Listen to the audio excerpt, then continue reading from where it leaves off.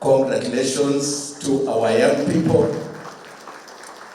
Those of you who are graduating today, you are the hope of our country.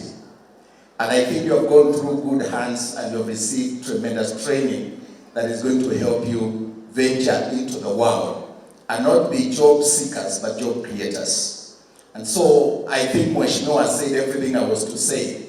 Mine is just to give you the 3 E's of greatness, because we want you to be great.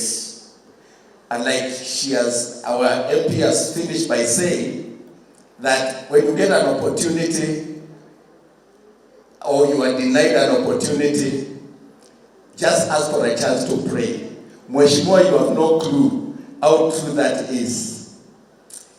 You know, I come from a place that is not on Google Maps. I was born in what they call abject poverty, poor, humble background. And I grew up in a place where nobody had gone up to Form 4. And we are 12 of us.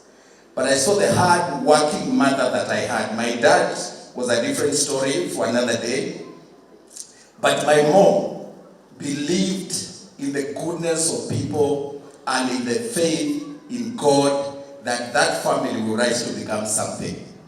And so even though I didn't have mentors and people had gone before me, she told me when you go to school, put hard work, do your best. And although I went to school late, I actually was number 1 from my arrival. I think courtesy of I got there, I was a bit, I went to school when I was 12 years old, so you can imagine.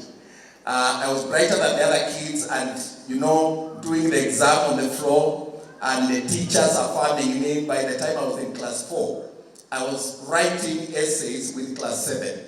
And when I did my class 7, I was actually the head boy of my primary school called Ikumene Primary School in Mwala constituency, Machakos County.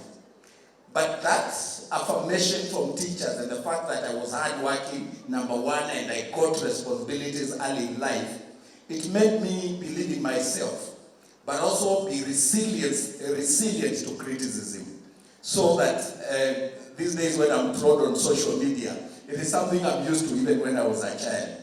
But my mom told me, if you work hard and you believe in God, the world will accept you. Just work hard, believe in God. God will do the rest. And I always say that education is an equalizer. Because I went to schools, many schools. I think by the time I did Form 6, I had gone to 4 secondary schools. I even went to some that were doing a different system, came back and so on. But when I went to Kenyatta University for my undergraduate, I met a girl who is my wife of 26 years, who had been to Kenya High School from 1 to Form 6, and she had the pedigree. But she married a boy from a place that is not on Google Maps, because education is an equalizer. So I believe in the 3 E's of greatness: education, experience, and exposure.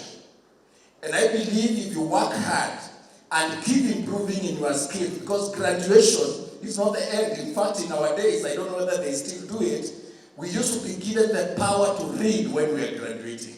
The citation was, I now give you power to read. Read and read. Be a reader. Because a leader is a reader. Learn to read. Learn to acquire knowledge. Learn to read everything that there is to read about your profession.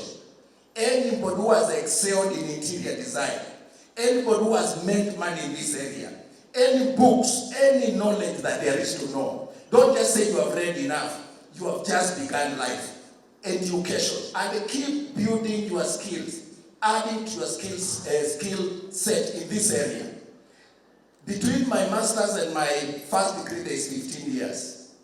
I finished, got a job at the Nation Media Group, when Nation Media Group was Nation Media Group, blue chip company, and I had to forgo my chance to do masters because I wanted to help my mother. My mother brought us up in challenges, and I didn't want just to get into the peer pressure. Lazima nifanye masters. Lazima niende. When I got the job, I wanted to really ground myself in my career as a journalist. And trust me, I rose, I did the best I could. I've done every degree, every course there is to do in journalism, including up to Harvard. and up to the School of Cardiff in Wales.